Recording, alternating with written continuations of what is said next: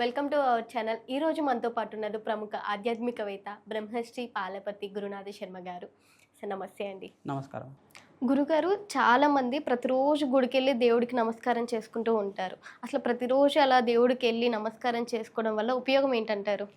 ప్రధానంగా ఏ గ్రామంలో అయితే కనుక శివాలయం లేకుండా ఉంటుందో ఆ గ్రామానికంతా కూడా అరిష్టం అని చెప్పేసి అంటారు. శివాలయం ఉండాలి. ప్రతి ఒక్క గ్రామంలో కూడా శివాలయం అనేది ఉండాలి.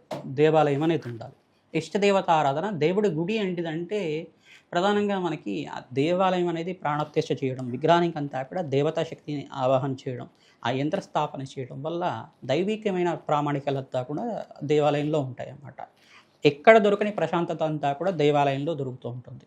మానసికమైన చింతన, ఇబ్బందులు కానీ, కష్టాలు కానీ, ఆర్థిక ఇబ్బందులు కానీ, ఇటువంటి బాధల నుంచి బయటపడడానికి భక్తిగా దేవుడికి అంతా కూడా కష్టాలు చెప్పుకుంటే మన కష్టాలు తీస్తారని చెప్పేసి నమ్మకంతో, ఈ యొక్క మనస్సంకల్పంతో అంతా కూడా భక్తులంతా కూడా నిత్యం దేవాలయంకి వెళ్ళడం అంతా కూడా చేస్తూ ఉంటారు. నిత్యం అంతా కూడా కొంతమంది దేవాలయంకి వెళ్ళకుండా వాళ్ళ రోజు కూడా గడవదు. దేవాలయంకి వెళ్ళడం వల్ల ఏంటిదంటే కోటి రెట్లు పూజ చేసిన ఫలితం వస్తుంది. ఇంట్లో పూజ చేసుకుంటారు, 100 రెట్లు ఫలితం. దేవాలయంలో చేయడం వల్ల కోటి రెట్లు ఫలితం వస్తుంది. అదే పుణ్యక్షేత్రంలో చేసుకుంటే కోటాన కోట రెట్లు ఫలితం వస్తుంది. అంటే జన్మాంతరమైన మహాపాతకాలంతా కూడా నివారణ అయ్యి మోక్ష మార్గం దొరికే విధంగా ఐశ్వర్య ప్రాప్తి, సత్సంతానము, వ్యాపారం అభివృద్ధి, ఉద్యోగంలో మార్పు జరగడానికి ఆస్కారం ఉంటుంది. గ్రహదోష నివారణ అవ్వడానికి ఆస్కారం ఉంటుంది. ఈతి బాధలు అంటారు, కష్టాలతో బాధపడేవారు, ఆర్థిక ఇబ్బందులతో బాధపడేవారు ప్రతిరోజు దేవాలయంకి వెళ్ళి అక్కడ దీపారాధన చేయడం, పరమేశ్వరుడికి అవకాశం ఉన్నప్పుడు మాస శివరాత్రి రోజు కానీ, ప్రతి సోమవారం రోజైనా కానీ, గురువారం రోజైనా కానీ అభిషేకం చేయించడం. ఈ యొక్క వెంకటేశ్వర స్వామి వారికి అంతా కూడా ప్రతి శనివారం, గురువారం, శుక్రవారం రోజున తులసి మాలను సమర్పించడం, తద్వారా మీకంతా కూడా జాతక దోష నివారణ అవుతుంది. తద్వారా మనోవాంఛలంతా కూడా తీరని కోరికలు ఏమన్నా కానీ తీరడానికి ఆస్కారం ఉంటుంది.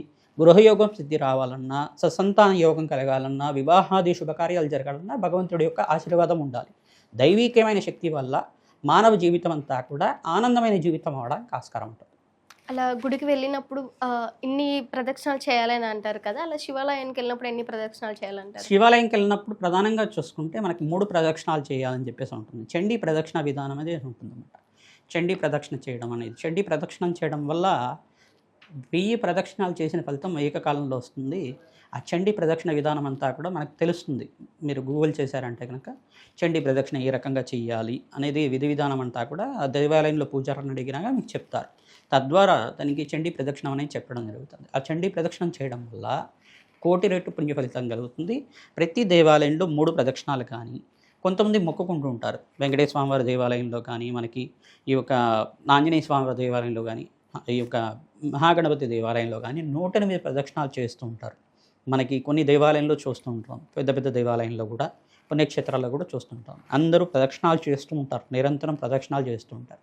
తద్వారా ఏంటిదంటే వాళ్ళకి ఆ సంకల్పం గట్టిగా ఉంది, ఆ కోరిక గట్టిగా ఉంది తీరాలని చెప్పేసి. విదేశంలో స్థిరత్వం రావాలన్నా, లేదా ఉద్యోగంలో మార్పులు కలగాలన్నా, అధికంగా సంపాదన వచ్చే ఉద్యోగం రావాలన్నా, తీరని బాధలతో కష్టాలతో బాధపడుతున్నవారు వాళ్ళ కష్టాలంతా కూడా తీరాలన్నా ఈ ప్రదక్షిణం మాత్రం చేతనే వాళ్ళకంతా కూడా భగవంతుడి యొక్క ఆశీర్వాదం లభిస్తుందని చెప్పేసి మనకి ఈ యొక్క ధర్మసింధులో అంతా కూడా చెప్పడం జరిగింది. ఈ యొక్క విశేషంగా అంతా కూడా ఈ యొక్క భగవంతుడికి ప్రధానంగా చూసుకుంటే ప్రదక్షిణాలు చేయడం వల్ల అఖండమైన పుణ్యప్రాప్తి కలుగుతుంది. పాజిటివ్ ఎనర్జీ వస్తుంది, కాస్మిక్ ఎనర్జీ అని వస్తుంది. దైవికమైన శక్తి మనకి ఆశీర్వాదంలాగా లభిస్తూ ఉంటుంది. మనకి అలానే గుళ్ళో మనకి ఎప్పుడైనా అన్నదానం చేయమని పెద్దలు చెప్తూ ఉంటారు కదా సార్, అలానే గోమాత సేవ కూడా, అసలు ఫలితం ఎలా ఉంటుందంటారు?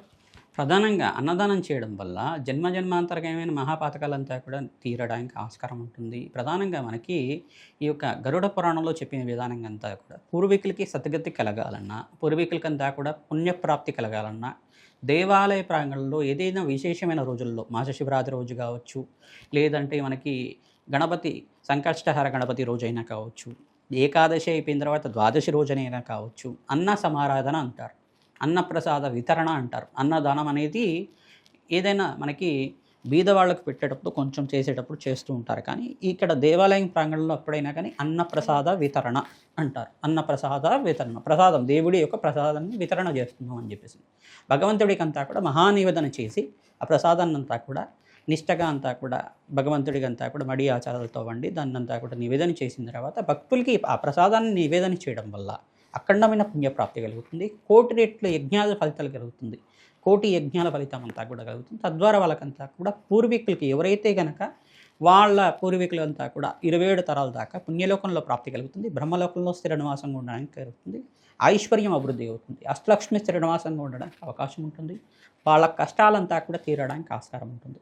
ఏదైనా శుభకార్యం జరిగినప్పుడు, ఇంట్లో వివాహాది శుభకార్యాలు జరుగుతున్నాయి, ఒక కోరికతోటి భగవంతుడిని వేడుకున్నాడు, ఆ కోరిక నెరవేరింది, ఈ యొక్క పుట్టినరోజు అప్పుడు, జన్మదినం అప్పుడైనా కానీ ఆ యొక్క అన్నదానం చేస్తూ ఉంటారు. విశేషమైన రోజుల్లో ఈ అన్నదానం చేయడం వల్ల కోటి రెట్టు ఫలితం కలుగుతుంది. తద్వారా మంచి ఫలితాలు రావడానికి ఆస్కారం ఉంటుంది. మరియు గోమాత సేవ గురించి అడిగారు మీరు. గోమాత సేవ గురించి అన్నప్పుడు గోమాత అంతా కూడా సకల దేవతా స్వరూపం అన్నమాట.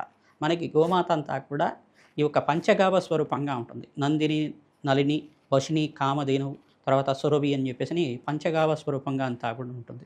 ఈ యొక్క కామధేను స్వరూపంగా ఉన్న గోమాతని ప్రతినిత్యం కూడా కొలవడం వల్ల, గోమాత సేవ చేయడం వల్ల, గోమాతకి పచ్చిక తెలకపిండి గ్రాసాన్ని, ఎండుగడ్డి కానీ పచ్చిగడ్డి కానీ మరియు గ్రాసాన్ని అంతా కూడా మీ చేత్తో పెట్టడం వల్ల, గోమాత సేవ 6 నెలల గ్రాసం కానీ సంవత్సర గ్రాసం కానీ మీకు శక్తి కొలదంతా కూడా నివేదన చేయడం వల్ల, నిత్యం గోమాతకంతా కూడా దోసకాయని పెట్టడం వల్ల, తోటకూరను పెట్టడం వల్ల తీరని కోరికలంతా కూడా నెరవేరడానికి ఆస్కారం ఉంటుంది. అఖండమైన ఐశ్వర్య ప్రాప్తి కలగడానికి ఆస్కారం ఉంటుంది. ధన ధాన్యాది సమృద్ధి కలుగుతుంది. గృహయోగం సిద్ధిస్తుంది. వ్యాపారం అభివృద్ధి వస్తుంది. ఉద్యోగంలో మార్పులు రావడానికి ఆస్కారం ఉంటుంది. మహాలక్ష్మి కరుణా కటాక్ష వీక్షణలంతా కూడా మన మీద ఉండడానికి ఆస్కారం ఉంటుంది. చాలా చక్కగా ధర్మ సందేహాలన్నీ వివరించారు గురువుగారు. ధన్యవాదాలు. నమస్కారం. ధన్యవాదాలు.